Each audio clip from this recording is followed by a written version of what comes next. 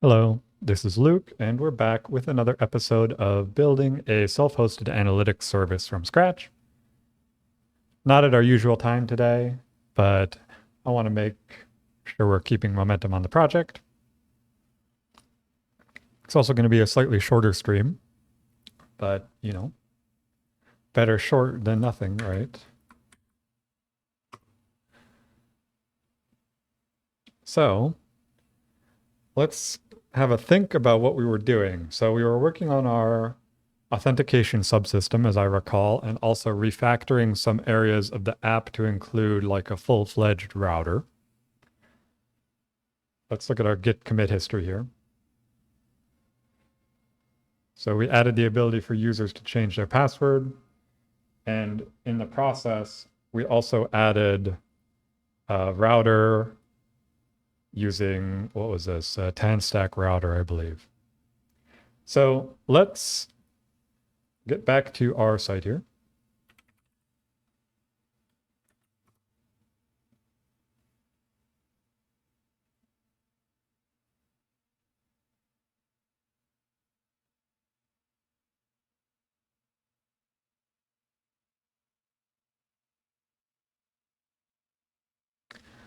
Okay, and we've got a login. I forgot about that. What is our password? I think I probably set it to like foobar when I was testing, or barfoo or something. Okay, that worked. Very good. So we added this like /user page, /user. And currently all that can do is change your password. But we have a bit of a problem as well, which is there's no way to get there. And we also feel like this settings page that's showing up on the side nav here feels like that should probably be a separate page as well, in my opinion. And I feel like what we want is for this cog wheel to change into one of those hamburger menus, they call it, where you click it and it'll pop up like a list of actions or a list of pages to open, and you can go to those pages. So like you would click on this and it would be like user settings and sites or whatever kind of a thing. And then you could go to these different pages. And over time, we'll be adding more different types of pages as well. Like I want to have a page where it's viewing the events individually in more of like a table view instead of this analysis view. But we'll get to that later. But in short, we're going to have a bunch of different pages. And we kind of want a way to navigate between them. And that's what I want this button to be. So let's go ahead and do that. First, we have to find the button. And I believe this is in our home. So if we go dashboard, components, home, there should be a button. Yeah, and I think that's this thing.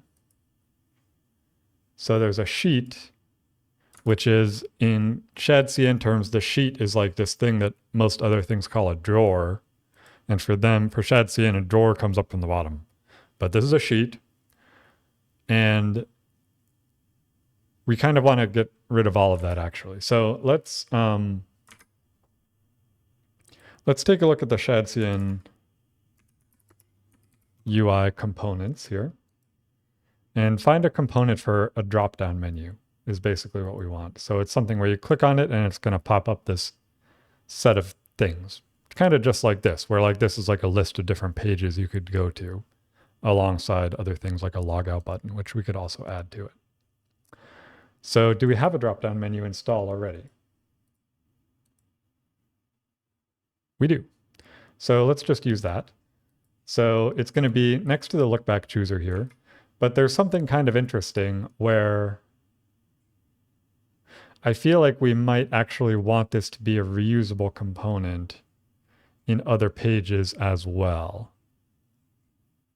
But we'll get to that. Let's get to that once we build it. Let's just build it first. So it's something kind of like this. So you've got a drop-down menu, and then there's a trigger, and then there's a content. Drop-down menu. And then we would have a drop-down menu trigger.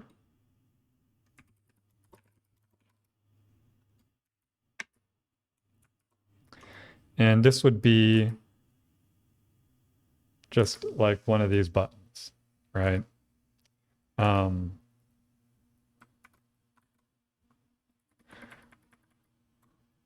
And instead of a cog icon in here, we would have some other kind of icon. Let's see if we can see what all of the icons are.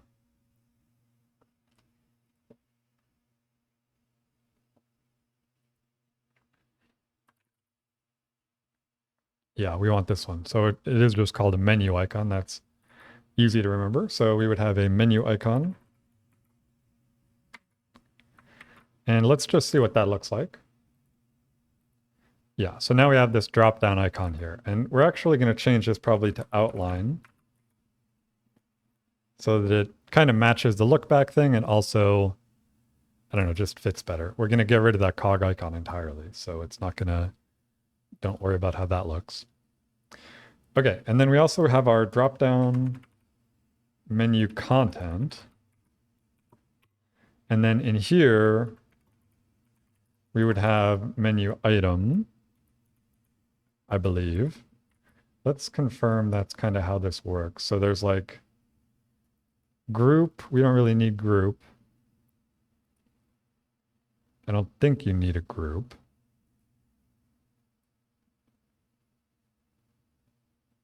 I think you can just put in an icon or an item that's not in a group. I'm not sure, actually.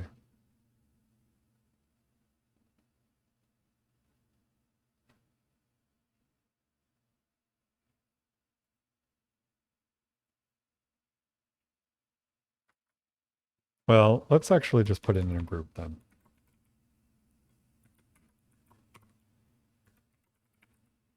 And then inside the group, we can put an item. And the items have presumably some kind of on-click thing, right? Like there would be like on-click. We're going to want to do something, right? Okay, and this would be like user, say. And then we would have another one for settings. And this settings would be handle settings click and handle user click. Okay. So what are those going to do? Well, let's create those callbacks now. Handle settings click equals use callback. And this is going to call, I believe, the navigate command. Now, I wonder if we can make these links now that I'm thinking about it. Like, what if I do this as child? And then what if I make this a link, a tan-stack router link, settings. And, or let's do this one user. We'll test it out with the user first. And I'm going to copy this one so it'll compile. And this we can call, or we can say to/user, right? So now if I click on this and I click user, it should take me to the user page. And that I like because we don't have to import another hook and we get the full React or the full tan-stack query link best practices while also having the drop-down menu styles, which, by the way, this is one of the really cool things that I really like about ShadCN UI is it has this as child option, which can be really good for integrating with these other libraries like routers where they have their own like link component. And you're just like, well, I want to use that link component, but I want to style it as a button. And I don't want it to be two nested divs or whatever. Well, I can use this as child and it usually works pretty well. So very cool. And then, you know, we would do the same thing for settings. But the settings page doesn't exist yet. So that's another thing we're going to need to add. Settings. Settings. Okay. So now let's go into the components here. We're going to copy this user page and just use this as a template for the settings page. Settings page. And we will, of course, call this settings page. And instead of this password change form and this change password thing, we're going to have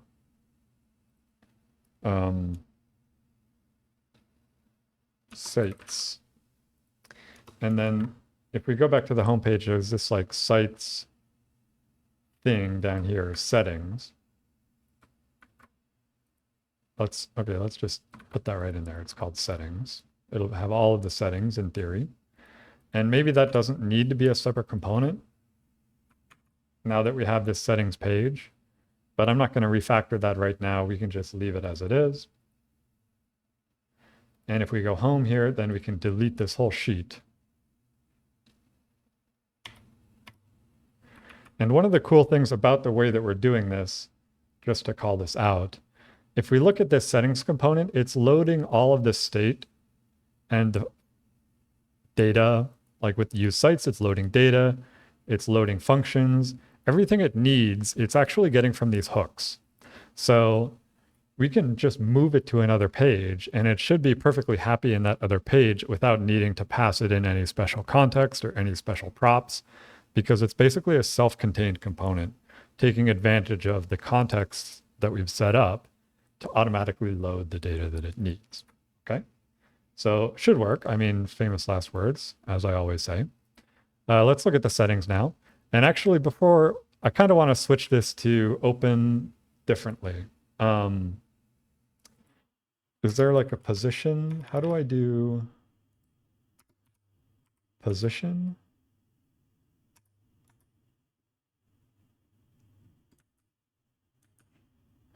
I'm not sure. So kind of, I want it to open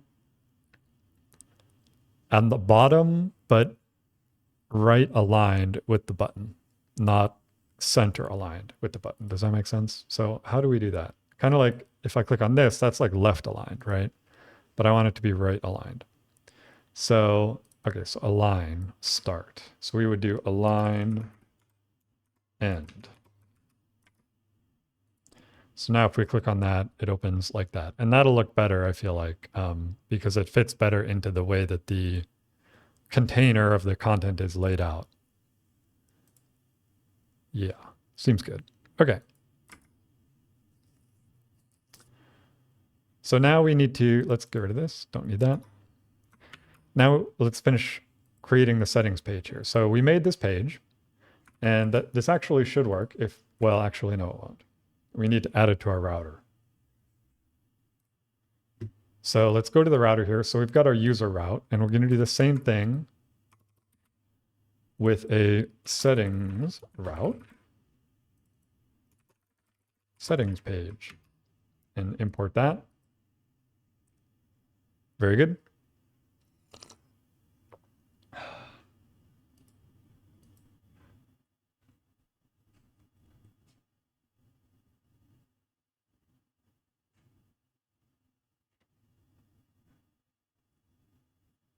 Okay, sorry, just got a bit distracted. All right, got our settings page. So now it should actually, oh, and we need to update this route. And we need to add this to our tree. So there's kind of a lot of boilerplate here. Not a huge fan of that. And, you know, I did talk about last time maybe pulling in the file-based routing functionality of TanStack Router, but I really don't want to do that either. And this is kind of a pattern with TanStack APIs, actually, where they tend to have a little bit more boilerplate because they're exposing simpler and less magical primitives than some others. Another example is like the SWR library versus TanStack query library.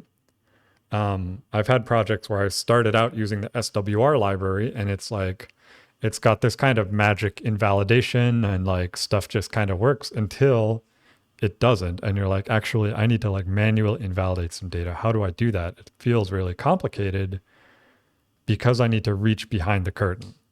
Whereas with the 10 stack libraries, a lot of times it's like you just have to call the invalidate function yourself anyway. If we look at our hooks here, whenever you have a hook that's like updating data, wherever these live, like these, like we have this ability to invalidate queries, which also means we have the power to control which queries are invalidated for each API route, and so it's kind of a trade-off. Anyway, I guess is what I'm saying. But I actually like the 10 stack approach of a little bit more boilerplate to give you a little bit more control versus having less boilerplate, more magic, which also corresponds to kind of less control and less understanding. Okay, so got our user page, got our settings page, and because we reuse the user page code, we've got this same heading here, right? Now, let's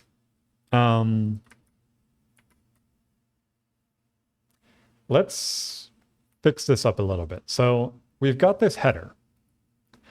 What I actually want to do is take this bit of the drop-down menu that we put here and actually put it into the header. And that way it's going to automatically be present on every page. This is like our reusable header component that we put in on every page. And it's still going to accept, I'm kind of going to need to go through these manually to make sure they get imported from the right place here. Yep. And then these drop-down menu ones. Okay, let's do the link one. Import from, see, like if I just did import all, it would automatically pull it in from Lucid React, because so many of these libraries like import functions or whatever components with the same names. Anyway, so now I should be able to do add all missing imports. Yeah, and it pulls them all in from here.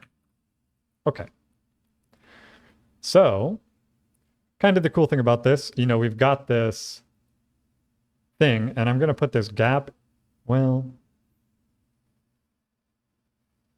I might not put the gap in there yet. I'm going to leave that. Oh yeah, we don't need that. Okay. And then, so now in all of these other pages, let's just see what they do here. So we've got this stuff looks fine. If we click user, so as we kind of expected, it doesn't work exactly as we want because it doesn't have that grow thingy in there. So a few ways to approach this. I'm going to kind of do something making the header API a little bit more complicated here, but that's fine. So let's put in a grow. And now if we look on this page, this works, right? It's like this, and that's fine. Also, why does this have like it changes the cursor, but these don't? That's kind of interesting.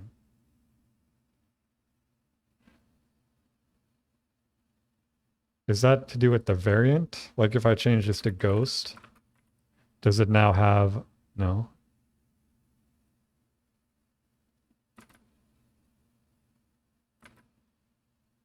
I don't know. Maybe it's because this is a link. That's probably what it is. Because we're using the A thing. Okay, well, whatever. That's fine. And I actually prefer these as ghost, variant ghost. So we'll do that. Okay. Now, the problem here is this, right? Because we've got this grow in our header where basically we have all of our children, and there's an assumption that the children are going to be on the right and then, or on the left here, pardon me. And then on the right, we have this hamburger menu. So if I go back to home and delete the grow here, it's like this. The look back is over here, which isn't really what we want. So we kind of want to add something to the header component where it's going to have the ability to put some children on the right as well. And it'll automatically position those in the right spot. So let's put like right element. And if we look at children, what's the type here? React.react node. React.react node. We can reuse that type. And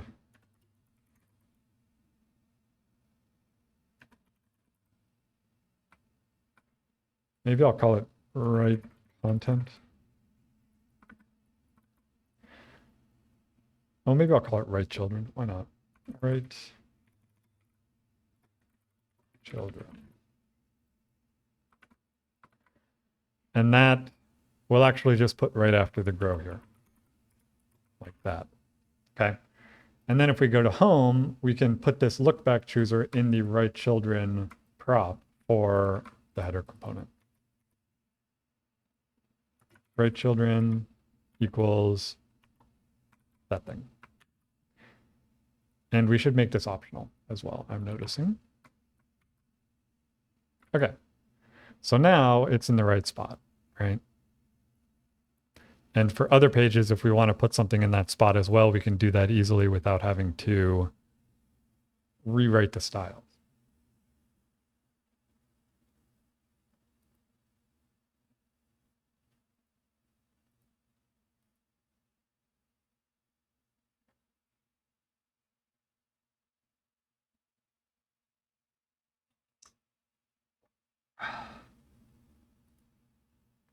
Okay. Sorry, I just had to ban somebody from chat. A spammer. Okay. So now, what?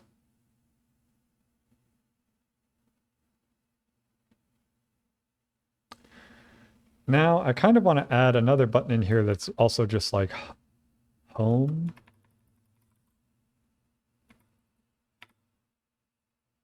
Home. Yeah. And I wonder if there's like a way to disable these. I wonder. Let me see. Because, so here's what I'm thinking. I want the button to be disabled if you're already on that page. And obviously we could handle that ourselves by manually adding disabled prop based on something like the window.location. But I'm kind of curious if the link component has something built in for that as well.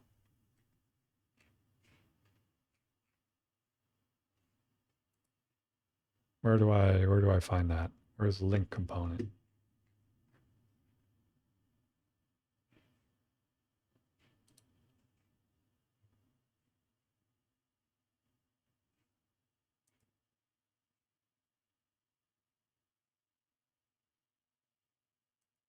Component, okay.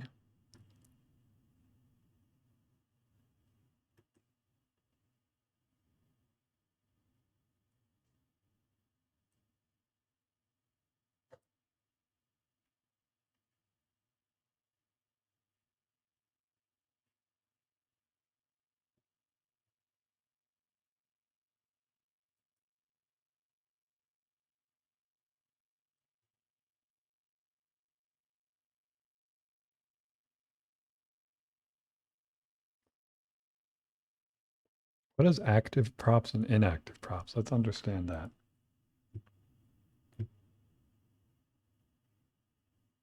What does active and inactive mean?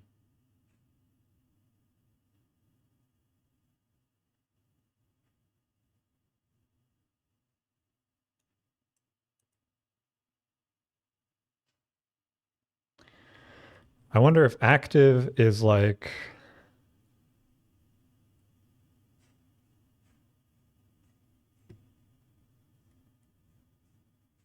open.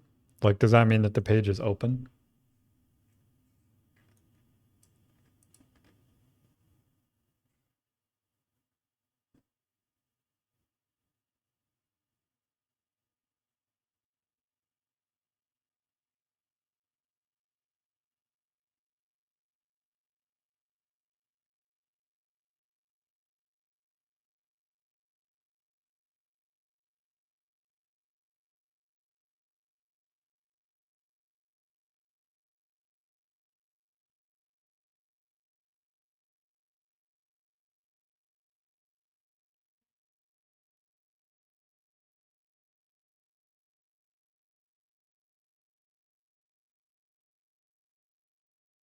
I don't know. Well, for now, let's just do what we do know how to do. And we'll make these disabled.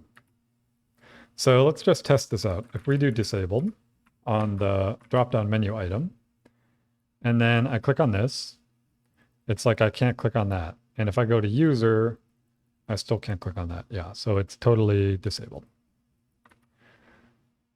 And so when is it disabled? Well, it's disabled when window.location equals home or slash, right? But I guess we do window.location.path name equals slash, right? So now it's like if I click home, then that becomes disabled. And I don't know if it really matters if we should be using some kind of hook for this or whatever, but it seems to be okay.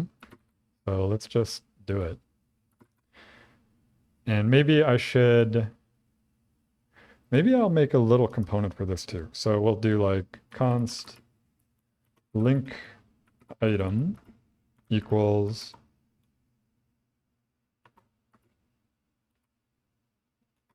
ref.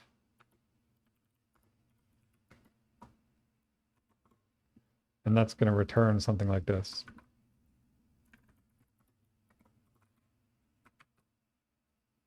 And this is going to be linked to href. And this is going to be if path name equals href. And we'll call this, we need a type for it. So like react.fc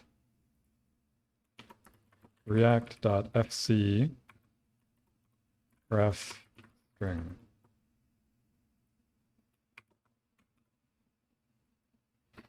So now we can just simplify these as like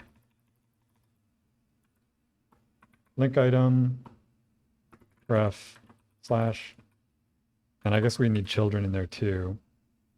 So we would do this like react.props with children business. Let's fix that. And it would be ref string. And that gets rid of that. Yeah. Okay, and then we would also have children. That would be children here too. Okay, so with that, we have a reusable component. Just makes this a little bit easier to read and easier to add things to, easier to not make typos and like update the link, but forget to update this or whatever, you know. And so we can get rid of all these. And this would be user. This would be settings. Okay, so now, you know, we're home. We can click user. We can click settings. And we can kind of navigate between them. And user and settings also have this back button, which is going to take you back home. Cool. Let's actually commit this. We will call this move settings into separate page, add navigation menu. Right? I think that's pretty much all we're doing here. Yeah. Okay. Now, what next?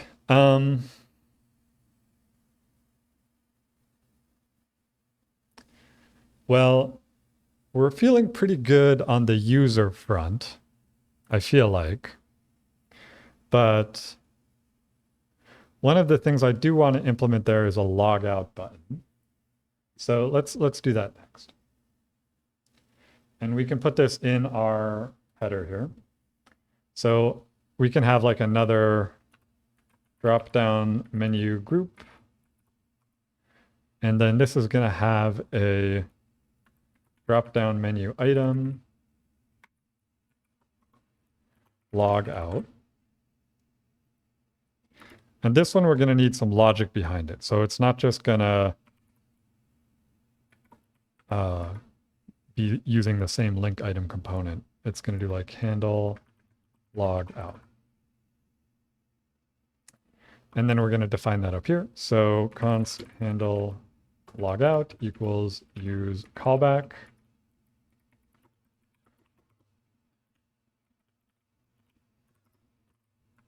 Okay. And so what is this callback going to do? Well, it's obviously going to need to log the user out. Now, what does that mean, right? From the user's perspective, basically they get redirected to the login page, which in a sense is just a link.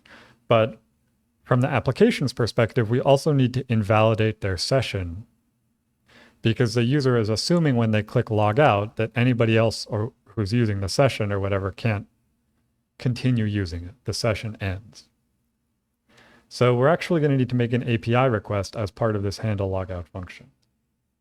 So let's start by implementing the hook for that. If we go to these hooks, this is where we have like our API requests all defined. And we'll make one here called use log out. And this doesn't require any parameters. And it's going to do like API user logout like that.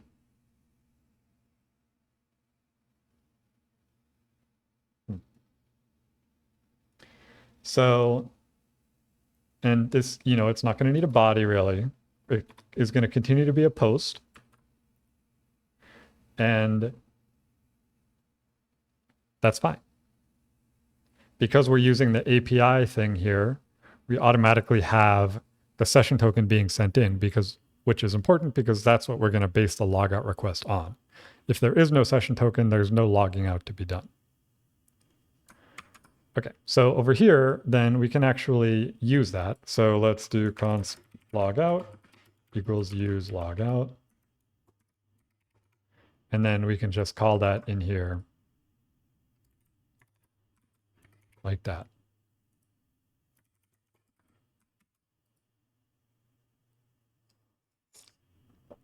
And, you know, this is async. Technically, whatever, it doesn't really matter. It's not instantaneous, but that's fine. So the other thing is, though, actually,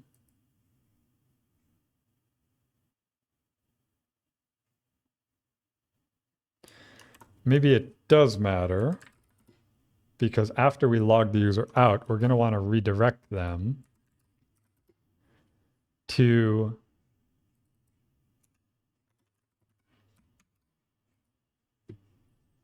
a different page. But I'm not sure if that'll be necessary. Let's just leave it like this, I guess, and we'll just see what happens here.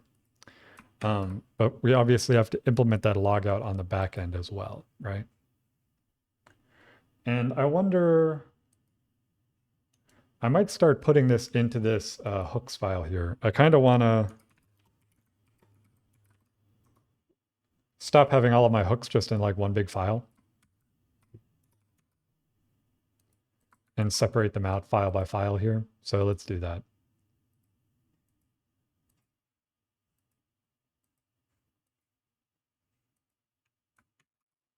Yeah. And then over here, we would import this from hooks, use logout. Okay. Very cool. So now we have our logout function. Let's implement it on the backend. So we go to the server here, and we can kind of put it under this same API user login thing.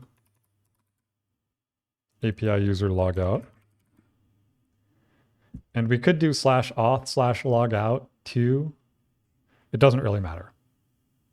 But because this is an API request that does technically require a valid user ID, the precedent so far is that everything under /API is going to require a valid user ID. And so by putting this in there, or a valid session, I should say, by putting this in there, we're kind of like following that pattern, even though it's a bit confusing when you compare it to login. One way or another, it's going to be confusing. But it doesn't really matter because it's not the kind of confusion that's really going to bother us later once this code is done. It's just going to be there We're not really setting a bad precedent or anything like that. Okay, so here we're getting this session. And so this is a case where, let's go back to this thing. Where's this? Oh, I see. Okay. We don't just care about the user ID here. In fact, we don't really care about the user ID at all. What we care about is the session ID.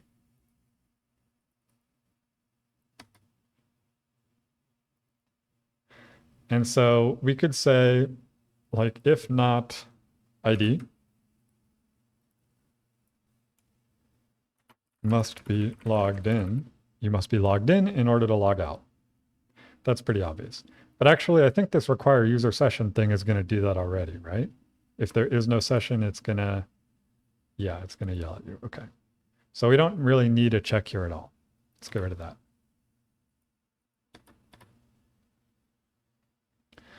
So what do we need?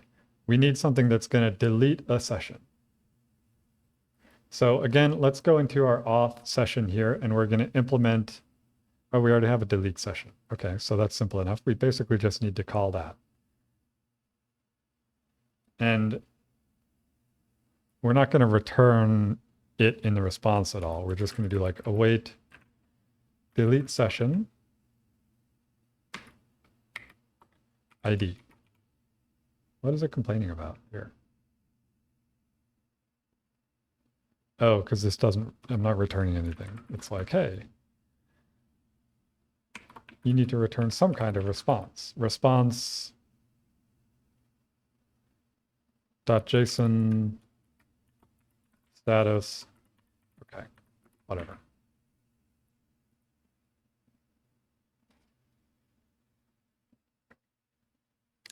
All right, so that's fine. And so that should actually be pretty much everything. And this API user logout, I'm pretty sure that's the same route we used in our hook, right? Yeah. Okay, good. And it is defined as a post over here, right? Yeah, so that all matches up. So we should actually have a thing going. This doesn't even need to be async, which is a little confusing, but fine. I might just leave it async just because it doesn't hurt. And so now we should have this logout button. Oh yeah, and let's put in a menu divider as well. That's something I meant to do. So if we do drop down menu divider, menu separator, yeah. Like that? Yeah, okay. So now if I click logout, let's open our network tab here and see what happens. Logout. It did the thing, but we're still just like looking at this page, which is weird. Now, if I refresh this, it's going to take me back here because I'm getting these 403s and it's like, oh, you know, we're not getting the right token or whatever. Like, let's go back to the login page. But we also want the user to just automatically get redirected back to the login page. And the question is, do we want that to go in this logout hook, or do we want that to go in this place here? And I feel like maybe it makes the most sense to put it in the logout hook, because when are you ever not going to want that functionality? So that will require this to do like const navigate equals use navigate, if I recall. And then this would be like navigate to /login.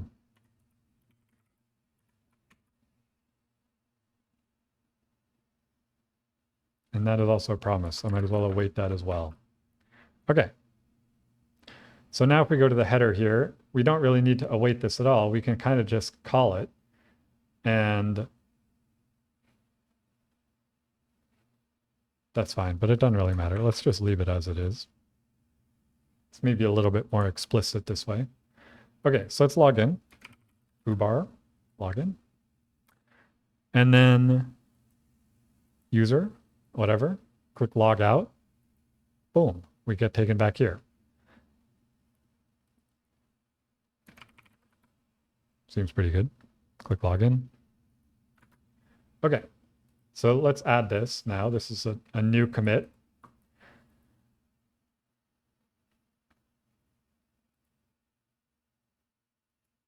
And we can call this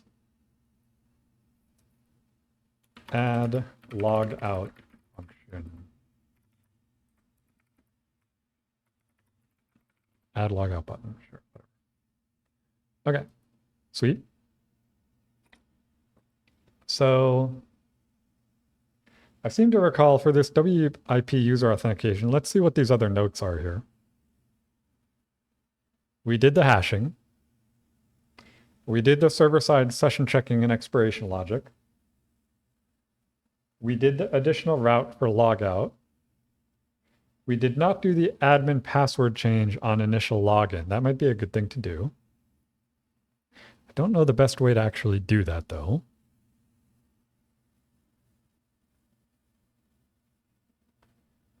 And we did do the expiration, right? Let's just double check on that real fast. So if we look at like require user session, it's doing check session, and check session is going to check, it's going to get the token and it does check the expiration. Okay, cool. And it updates it as well. That's great. So now let's do something where the user can, we can flag the user as requiring a password change, and then they will get that when they log in for the first time.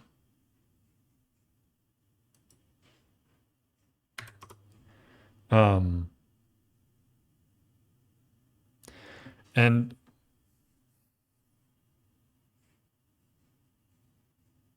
so there's kind of two ways of doing this. Sometimes in applications, you have password expiration, where it's like your password expires after 30 days and you have to change it. And they do this for like ISO 9001 compliance or whatever the heck, right? But that's really annoying. I don't know if I really want to do that.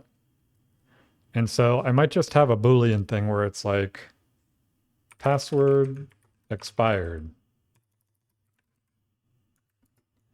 Boolean.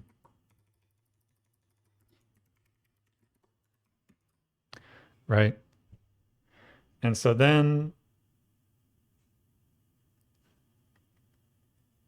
in this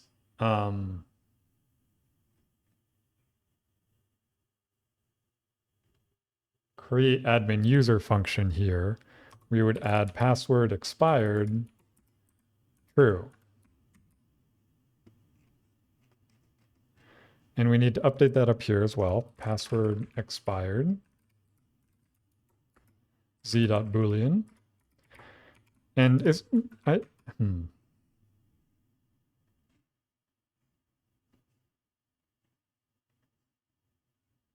not sure.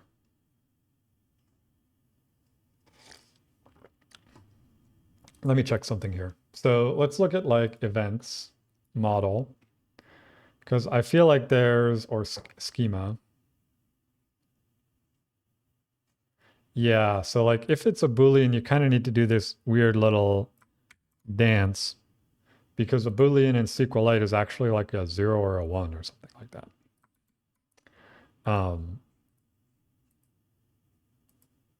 So we can do it like this, and defaulting to false is what we want here as well.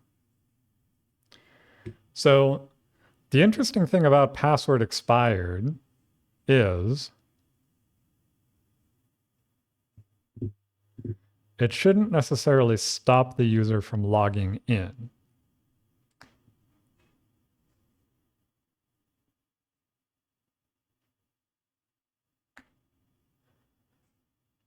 I feel like. But what should it do? Do we want, so a couple ways to approach it, I guess, just to say what I'm thinking out loud. We could build something fully client-side. And what that would mean is we would send a piece of information saying, hey, the password is expired when the user logs in. And then the client would be like, oh, let's redirect them to the settings page or the user page with like a thing that's like, hey, you need to change your password. But there's nothing necessarily forcing the user to do that at that point. It's really more of just like an encouragement. Alternatively, we could make it so only routes that are required to change your password can actually work if your password is expired. Nothing else will work. And then the server is kind of enforcing that you must change your password, which is probably better for security reasons. Really, we're just trying to get the user to do the right thing here. So arguably, we don't need this at all. We could just be like, hey, you know, just do the right thing. Like, why do I need to, you know, why do I need to check for you or whatever? But let's do it that way. So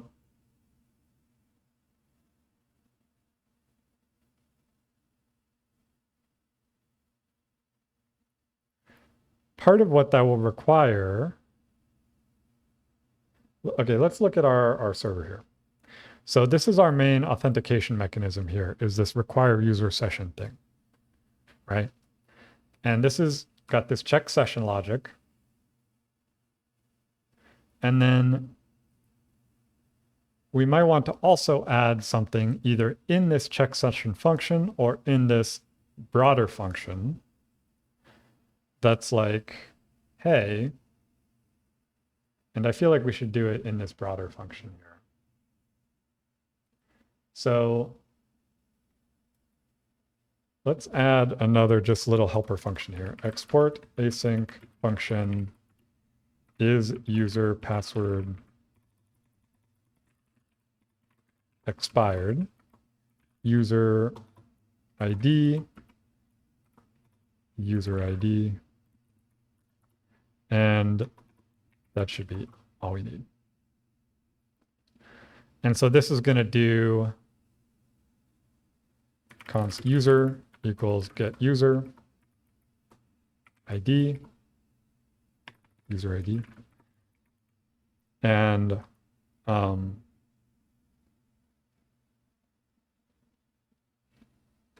maybe we'll refactor this later, whatever. It's fine for now. And we'll return user dot password expired. Like that.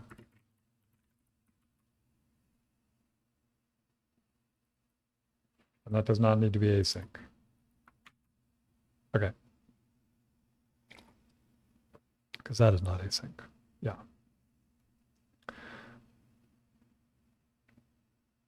Okay. And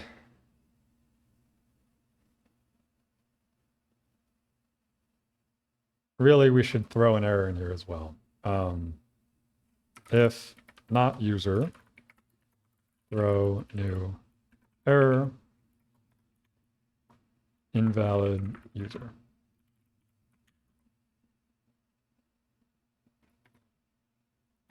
And then we could just do it like that.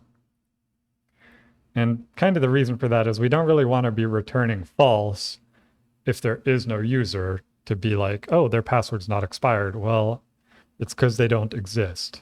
That's kind of a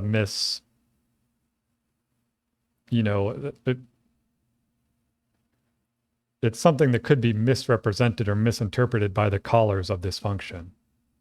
In this case, we know that there should always be a user because we're checking this session on the user. But if the user gets deleted in the meantime, and then we're like, oh, their password doesn't need to be reset. I don't know. It's just not technically correct, right?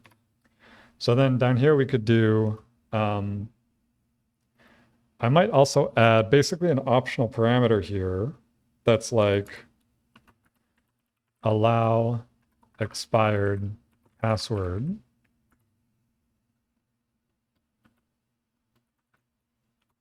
Boolean, and that's going to be like options.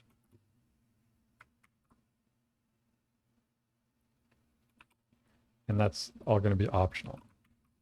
So if this is set, then we will allow expired passwords, and the default will be to not. So it would be like if options.allow expired password is not true. In other words, we don't want to allow expired password. And the password is expired is user password expired user session.user ID. Then we will throw new response password expired.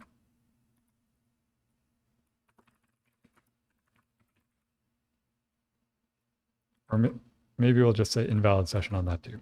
Okay. So that should be fine.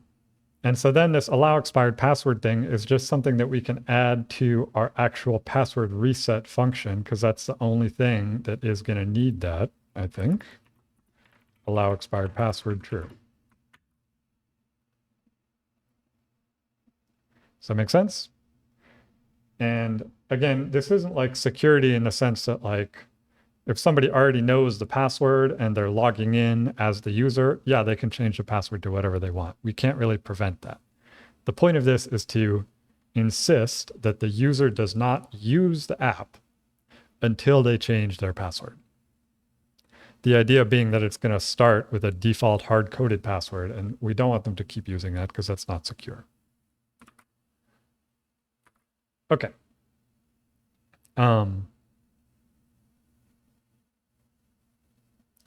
So the question then becomes,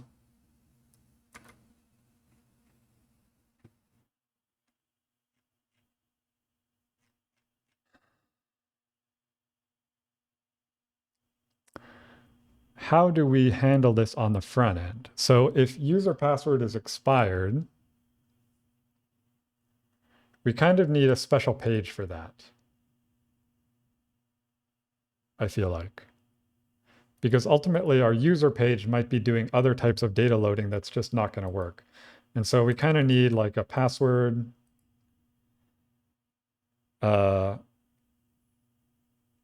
expired password page. Right? And this will just be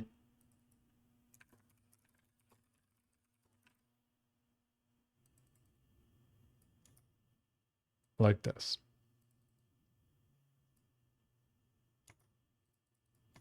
We don't even include the header in there because we don't want it. We don't want the user to try to navigate anywhere or do anything. They should just be able to reset their password, and that's like it. So then we need to add this page to our router. Let's do that. So similar to our login route here, but there is going to be an auth wrapper for this one, I believe. Expired password page, expired password route.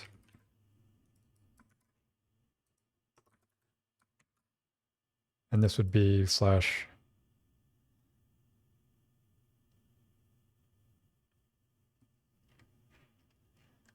user slash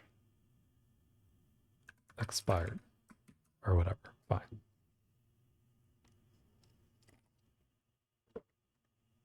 Okay. So that should be good. Let's check this out. So now if I do slash user slash expired,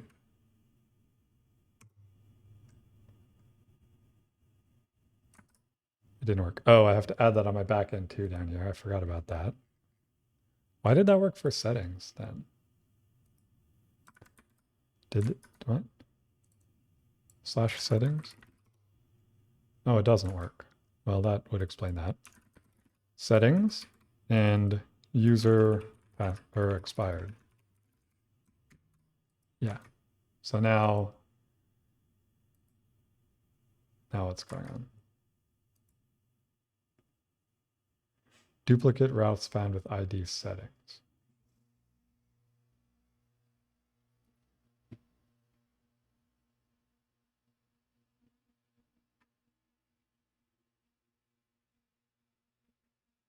Where?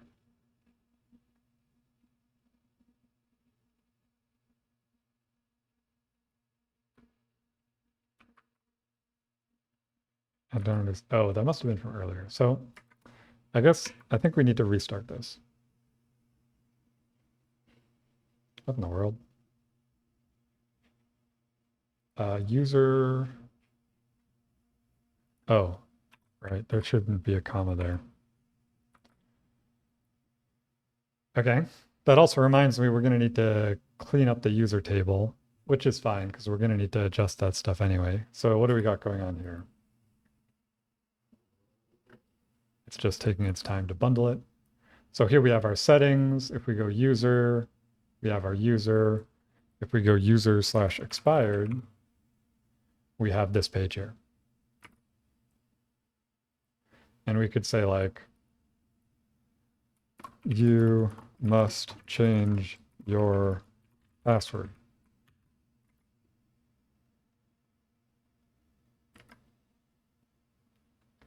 Maybe a little bit heavy-handed, but you know, fine.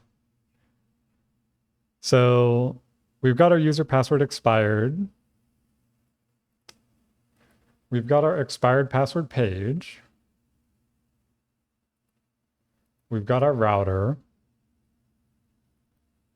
So the problem is now, let's actually test this out. And I don't think it's going to work for a certain reason. Which is to say,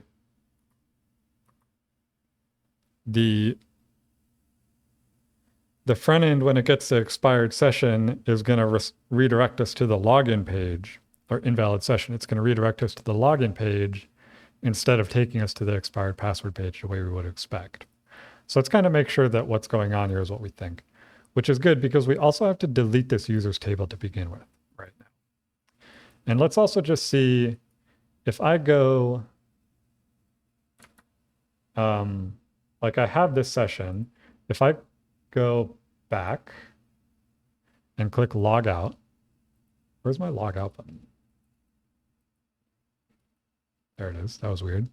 Click logout.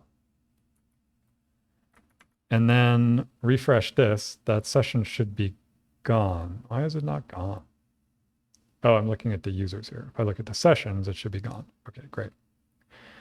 Now the user table, you have to delete this whole table because we changed the schema. We don't have a migration system set up. So this is kind of just how you have to do it. And then if we refresh this again, it's going to rerun at the start and it should set everything up kind of the way we want to test it out. So now we've got our user. It's got the password hash and the password expired is set to 1, which remember is the SQLite version of true. So the password is expired. What happens now if we try and log in?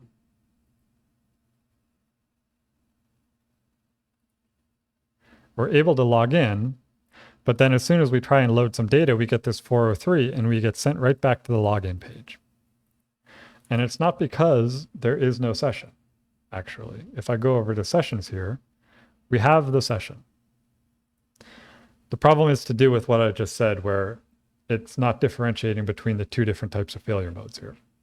So actually, if we go down here, this should not really be a 403 because,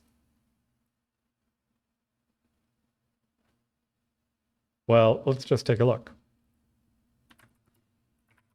What does a 403 mean? The server understood the request but refused to process it.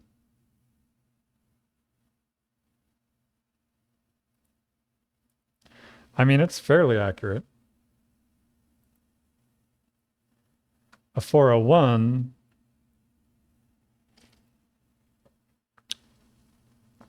I mean,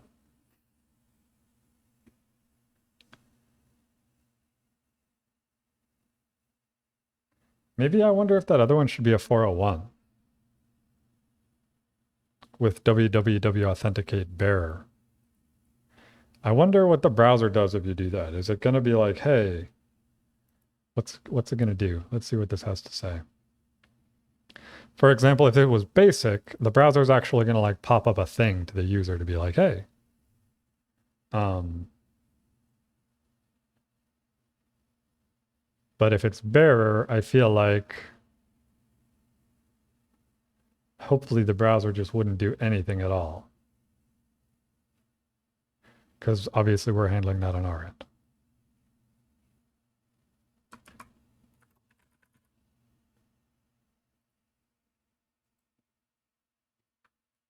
Yeah, let's actually do that. I feel like that makes more sense maybe. So this should be like a 401.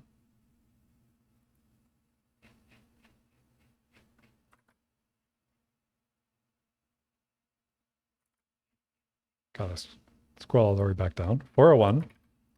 And we'll add a header to this as well, just to be like headers, www authenticate bearer.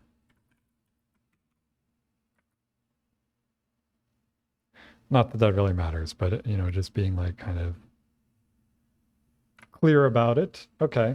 So then if we go to the front end here, and then we could call this like expired. If we go to the front end, I think it was the use API hook is where we have this logic. So this is actually where if it's 401, then we reset the session.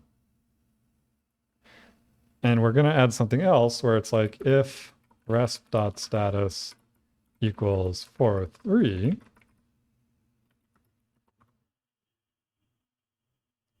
const data equals await resp.text if data equals expired password. Here we're going to redirect to the expired password page, which I guess we could just straight up call a use redirect right in here, right? Use navigate. Use navigate to user expired. Or no, that would be navigate. And then up here we would have const navigate equals use navigate. And I guess we don't need that, and we don't need that. And I could put in a wait in there. Okay. So that should work now. If I refresh this, we're good. If I click login, it's like, hey, you must change your password. So the current password is that. New password, foobar, change. It's updated. So that's good. It updated it. But we also didn't get redirected anywhere, which we do kind of want. But now if I go back to this page, it should actually work. And just out of curiosity, if I look at our sessions here, I should still have just one active session. No, there's two.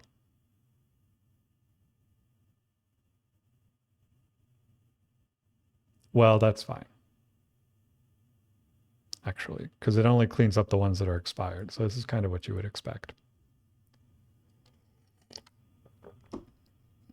You wouldn't normally run into that, but because we tested this with that other case where it took you back to the login page and then you had to log in twice, it's like we get that extra session in there, which is harmless. I think it should be harmless. Maybe there's, I don't know. Let me add a note about that actually.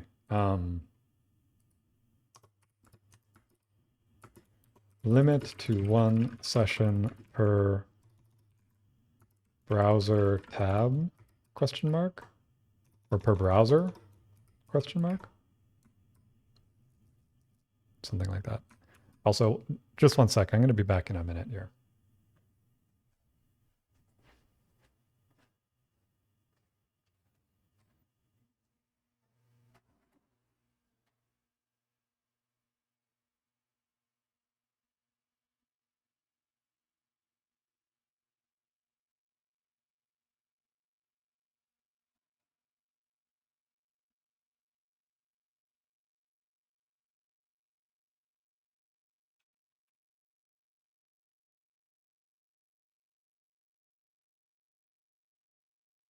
Okay, I'm back.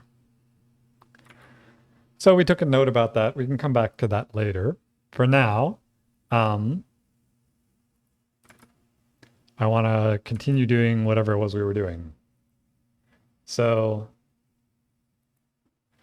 I think we'll add these to the same commit here.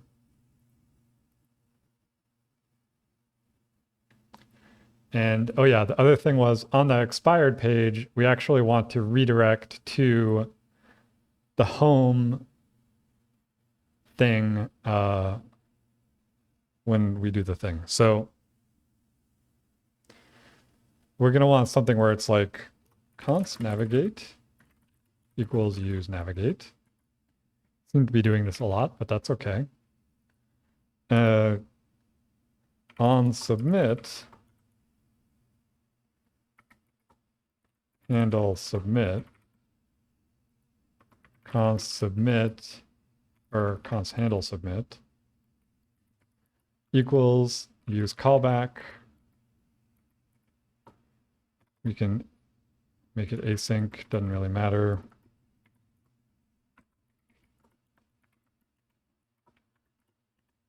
Navigate. And this will await navigate slash. What are you complaining about?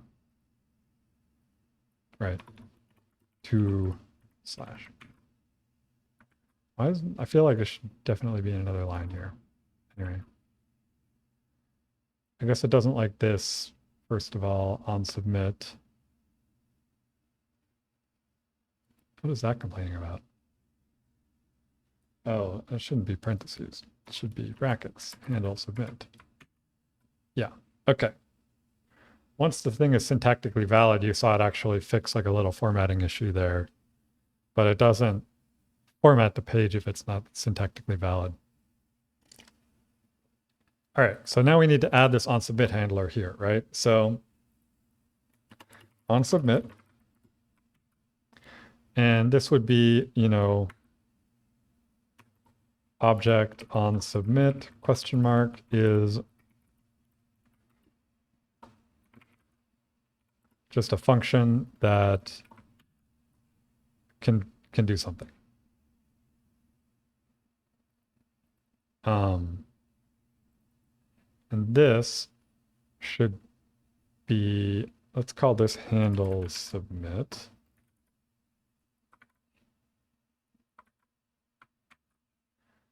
And then we're going to add basically on submit here. And down here, we're going to do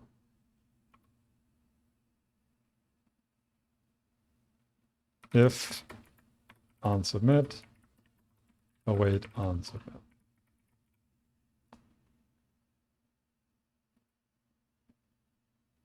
And this could be, well, whatever. Void or promise. Okay.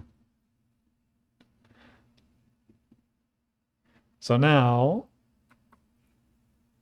if we go back over here, if we set our user, if we manually set this password expired back to 1, and go back over here, we get this you must change your password thing again, right? And if I do foobar, and do change, oh yeah, that would also be foobar. Then we get back to the homepage thing, and that's great. Okay. And does that shouldn't actually change the password expired thing. Why did that change that? Did I do that?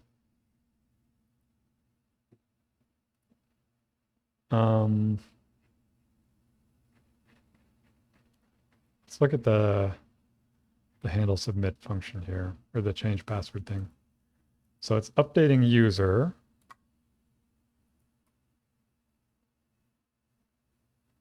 I don't know why that password expired false. Why did that update?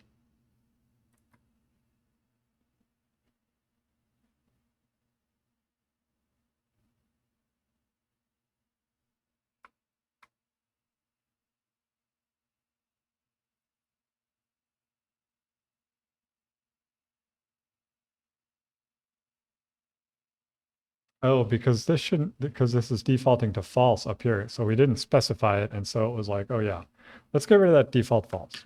That shouldn't really be in there. Okay. Basically, to kind of explain what I just said in actual English, when we call this user schema.parse on our data, which did not have that password expired property set in it, the parsing function automatically set that to false because of our default false thing up here. Does that make sense? Now, it just so happens we do want it set to false, but not because of that. We want it to be properly set to false like here in this route. So I had to fix that. And just to confirm that it still works, let's go through that test again. So let's set password expired to 1. And let's actually go over here. Index, wherever this is. Let's comment that out.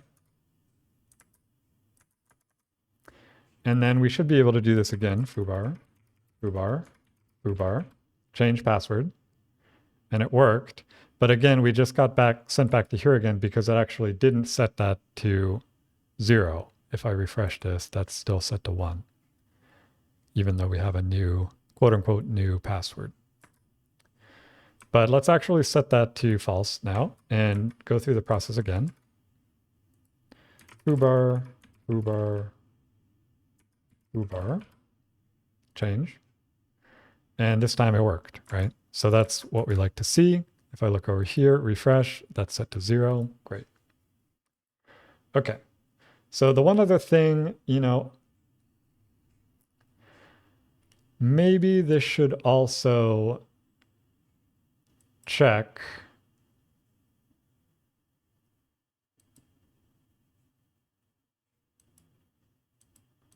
like if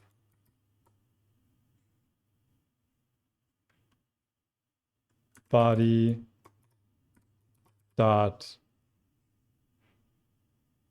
existing password equals body dot new password, then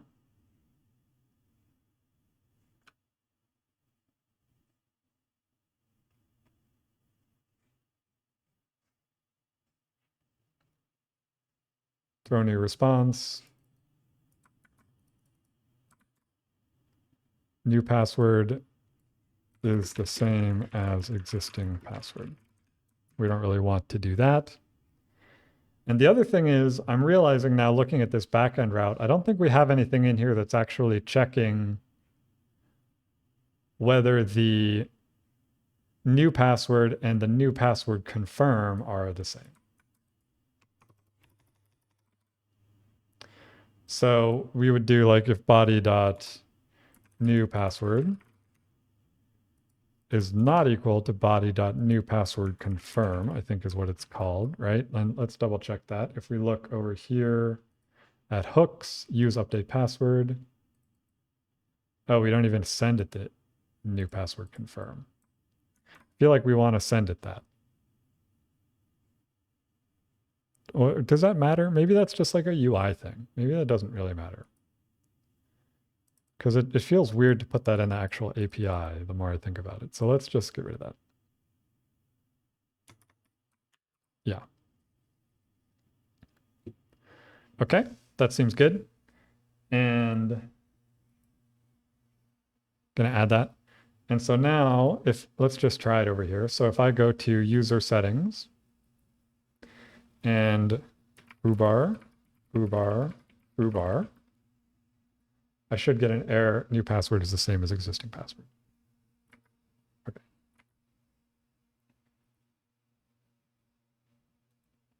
Cool. So we'll make this commit. We'll call it something like add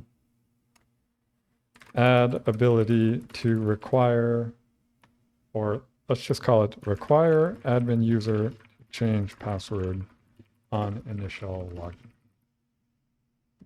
And again, the whole point here is that the default password for the admin user is going to be this, unless they set an environment variable. And so that's like, yes, it's a random good password, but it's going to be in the source code in GitHub.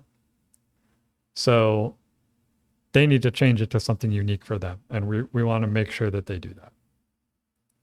But we don't necessarily want to force them to set this environment variable either. Make sense? Okay.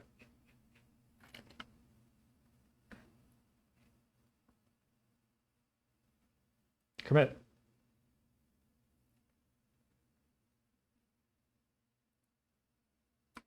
So, okay, so what does this update user function do again?